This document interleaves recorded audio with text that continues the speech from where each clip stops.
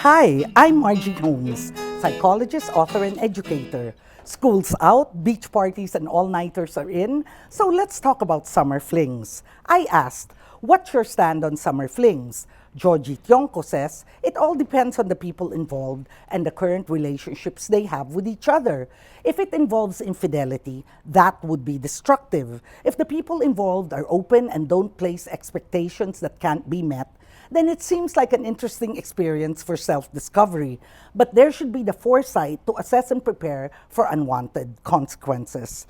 A few took a firm stand. Carol Esguerra Colburn, never good. Bert Kibuyan says, if you're in a relationship, a summer fling is destructive.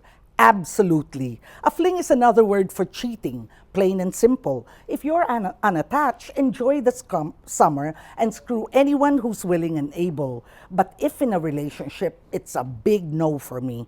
Kuya Blue, anything outside the relationship is and always will be destructive. But Philip Reyes says, I think it's not that bad if you are single, but it can be a bit problematic when you're in a relationship. Maureen G. Lara, I don't see anything wrong with it as long as it's between two consenting adults. It's a fling after all. The problem starts when one or both of them begin to see it as more than just a fling. May Magsino, summer flings tell you the truth about your relationship. When you have a summer fling, that means there's something lacking in your relationship, and this temporary relationship is a necessary mistake to make you aware of what you really need. I answer to that, May. If a summer fling helps you look at your relationship from a different perspective, then it's not necessarily bad. In other words, Miss Magsino, I definitely agree with you. One asked, why do summer flings happen at all? Well, to my mind, it's basically two things. One is freedom, and the other is sunshine. What do I mean by freedom? Basically two things, freedom from rules and freedom from your barkada.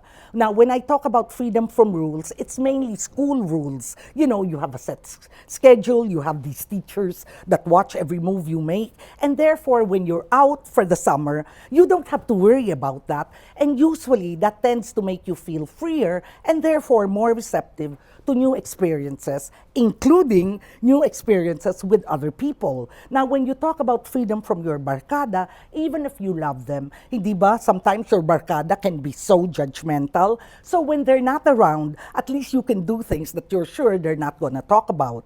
Now, when we talk of sunshine, well, I don't think I have to let you know what that means. Hindi ba ang init-init, parang nakakahilo? And so, the other thing that sunshine does, which is not mere old folks tale, is that with more sunshine, you get more melatonin and more serotonin. And these are called the happy chemicals in your brain. So that tends to ratchet up how you feel. And of course, with the heat, you want to wear flimsy clothes. You want to toss your hair. Hindi ba because ang init-init, you want to do like that, no? And experts or students of body language say, when you toss your hair, that is almost like a come hither look. Now, Pishi asks, why don't summer flings last? And the answer to that is that it depends on what you think of the summer flings, no? Usually, people take it as that something that doesn't last because either one or both don't expect it to or even want to. And that precisely is what a summer fling is. As Rosalinda Ho says, it's just a fancy, no drama. In other words, short little romances that are exciting and fun are exciting and fun precisely because they're short. You know, it's hard to say in that high-powered sex, even if you don't actually make love, you know, it's difficult. So what actually a summer fling does, it gives you a chance to celebrate the sun, the moon, and the freedom from everyone's rules, you in a totally different light, etc. And Rosalinda Ho adds, protect yourself, I mean safe sex.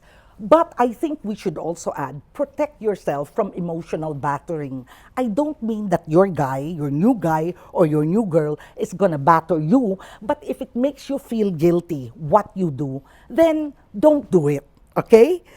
Happily though, Pishi, as you ask, how come summer flings don't last? Well, actually, there are some who do. And if I may quote Ami Evangelista Swanopol, she says, I ended up marrying my summer fling, and now we have 2 kids.